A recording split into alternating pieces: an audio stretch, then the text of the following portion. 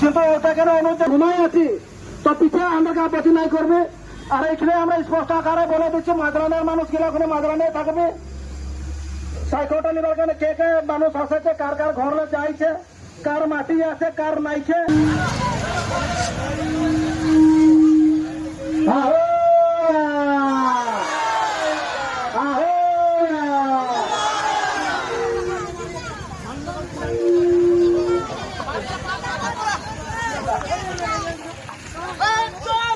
ছাত্র আমরা জিন্দাবাদ, কাম নাই, কাম নাই,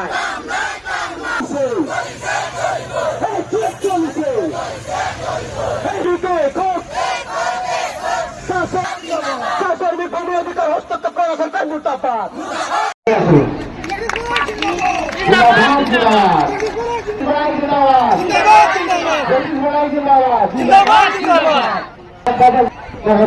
ধন্যবাদ জনাইছো।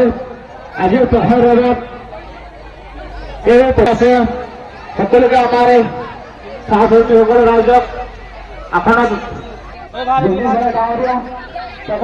আনিবৰ কাৰণে আমাৰ যে অসমত বসবাস কৰা সেই চাহ জনগোষ্ঠীসকলক ভূমিপুত্ৰসকলক ভূমিপট্টা প্ৰদান কৰা সেই চৰকাৰখনে সেই বৃহৎ অসমৰ যি জনসাধাৰণক ভূমিপট্টা যি প্ৰতিশ্ৰুতি প্ৰদান কৰিছিলে যে আপোনালোকক ভূমি সুৰক্ষা প্ৰদান কৰা হ'ব, আপোনাৰ জাতি আপোনাৰ মাটি আপোনাৰ ভেটি সুৰক্ষা প্ৰদান কৰা যি প্ৰতিশ্ৰুতি প্ৰদান কৰিছিলে সেই প্ৰতিশ্ৰুতি সম্পূৰ্ণভাৱে নাকচ কৰি পেলাই ধূলি চাঙত তেওঁলোকে পেলাই দিয়াৰ পিছত যি আজি আমাৰ পৰিলক্ষিত হৈছে। আমি সোনচাৰে সেই অসম চৰকাৰ ভাৰত চৰকাৰক আমি ধিক্কাৰ জনাইছোঁ, গৰিহণা জনাইছোঁ। আৰু আজি আমাৰ যি দাবী আমাৰ যি প্ৰতিবাদ সেই প্ৰতিবাদৰ শ্লোগানেৰে আমি অসম চৰকাৰক জনাব বিচাৰিছোঁ যে আপোনালোকে যি প্ৰতিশ্ৰুতি প্ৰদান কৰিছিলে, যি আপোনালোকে দাবী আমাৰ দাবীখিনি মানি ল'ব বুলি পেলাই প্ৰতিশ্ৰুতি প্ৰদান কৰিছিলে, সেই দাবীটো আছিলে যে আপোনালোকৰ যি যিটো ভেটি সেই ভেটিটো আপোনাক প্ৰদান কৰা হ'ব, আপোনালোক যি খেতি ভূমি সেই খেতি ভূমি কিন্তু আপোনাক পট্টা প্ৰদান কৰা হ'ব।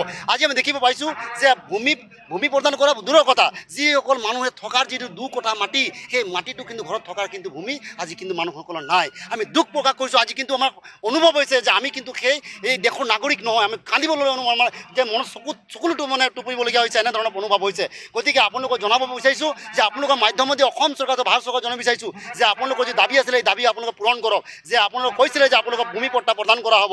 আজি চাহ শ্ৰমিকসকলক থকা গৃহ সেই গৃহসকলক পট্টা দিয়া হ'ব। আপোনালোকে জানে যে যিসকল শ্ৰমিকে 200 বছৰ থাকি পেলাই অসমক অৰ্থনীতি বুনিয়াদ ৰচনা কৰাৰ ক্ষেত্ৰত যি ধৰণৰ অৰিহণা যোগালে সেই শ্ৰমিকসকলক আজি কিন্তু এই ঘৰৰ পৰা কিন্তু খেদি দিয়াৰ ব্যৱস্থা কৰিছে। আজি বাগিচা উচ্ছেদ কৰা ষড়যন্ত্ৰ চলাইছে। আজি বাগিচাত এটা কথা আইন ইহঁতলি দাবিছে যে আপোনালোকে চাহ জনগোষ্ঠীসকলৰ ভূমি যদি যিসকলক মানে য'ত চাহ গছ নাই সেই মাটিসকলক আমি উন্নয়নৰ কাৰণে 10% আমি ৰিজাৰ্ভেশ্যন কৰি পেলাই উন্নয়ন ক্ষেত্ৰত লৈ যাম আৰু চাহ শ্ৰমিকসকলক তাত নিয়মে সংস্থাপন দিয়াৰ ব্যৱস্থা কৰিম। কিন্তু সম্পূৰ্ণভাৱে মিছা কথা। আজি চাহ বাগিচা উচ্ছেদ হৈছে, তাত অন্যান্য বিভিন্ন ধৰণৰ বনি গোষ্ঠীক ইয়াত আমন্ত্ৰণ কৰা হৈছে আৰু কেৱল মুনাফা প্ৰদান কৰা হৈছে আৰু তাত কেৱল চৰকাৰৰ লাভালাভ হ'ব সেই কথা কিন্তু আমি দেখি পাইছোঁ দৃষ্টিগোচৰ। দীৰ্ঘ সময়ৰ পৰা ভোগ দখল কৰি থকা যিসমূহ ভূমি আৰু কৰিছে আৰু তেওঁলোকে কৃষি জীৱিকা কৰি নিজৰ পৰিয়াল পোহপাল দি আছে এই দৰিদ্ৰ লোকসকল, তেখেতলোকক আচলতে চৰকাৰে ভূমি পট্টা প্ৰদান কৰিব লাগে। সেই ভূমি পট্টা প্ৰদান কৰাৰ ক্ষেত্ৰত কিন্তু চৰকাৰে ব্যৰ্থ হৈছে। কোনো কাৰণত তেওঁলোকক ভূমি পট্টা প্ৰদান কৰা নহয়। কিন্তু বাগিচাসমূহ বিভিন্ন সময়ত উচ্ছেদ কৰি oil India limited, Numaligarh refinery, ৰাষ্ট্ৰীয় বিভিন্ন ধৰণৰ হিতৰ কাৰণে চাহ বাগিচাসমূহ দেখুৱাই পেলাই এটা দোহাই দি পেলাই চাহ বাগিচা উচ্ছেদ কৰাৰ আৰু ষড়যন্ত্ৰ কৰাত কিন্তু চৰকাৰৰ আমি দেখিবলৈ পাইছোঁ।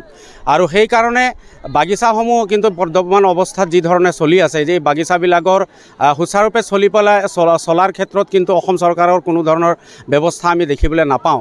বৰঞ্চ চাহ বাগিচাসমূহ কিন্তু উচ্ছেদ কৰি ব্যক্তিগত খণ্ডসমূহক গতাই দিয়াহে দেখা গৈছে। শেহতীয়াকৈ আমি দেখিছোঁ যে গোলাঘাটৰ এই যিটো হাতীঘুলি চাহ বাগিচা, বোকাঘাটৰ ৰাজচক্ৰৰ অন্তৰ্গত হাতীঘুলি চাহ বাগিচাৰ প্ৰায় 60 বিঘা মাটি চাহ বাগিচা উচ্ছেদ কৰি পেলাই টাটা কোম্পানীৰ তাজ হোটেল নিৰ্মাণৰ কাৰণে চাহ জনগোষ্ঠী লোকসকলৰ ভূমি বলপূৰ্বকভাৱে কাঢ়ি লৈ পেলাই এটা ব্যক্তিগত খণ্ড হায়াত নামৰ কোম্পানীটোক এটা 5 তাৰকা হোটেল নিৰ্মাণৰ কাৰণে এনেকুৱা ধৰণে যদি চাহ প্ৰদান কৰিবৰ কাৰণে চৰকাৰৰ যিটো তৎপৰতা, চাহ জনগোষ্ঠী লোকসকলক কোনো ধৰণৰ আস্থাত নোলোৱাকৈ, তেওঁলোকৰ লগত কোনো ধৰণৰ আলাপ আলোচনা নকৰাকৈ, তেওঁলোকৰ জীৱন আৰু জীৱিকাৰ প্ৰতি কোনো ধৰণৰ ব্যৱস্থা গ্ৰহণ নকৰাকৈ যি ধৰণৰ হঠকাৰী সিদ্ধান্ত চৰকাৰে লৈ পেলাই এনেকুৱা ধৰণে যদি বাগিচা মাটি, চৰকাৰী মাটিসমূহ, চাহ জনগোষ্ঠী লোকসকলৰ ভোগ দখলত থকা মাটিসমূহ কিন্তু ব্যক্তিগত খণ্ডক গতাই দিয়া কিন্তু আমি তীব্ৰ আজি প্ৰতিবাদ জনাইছোঁ।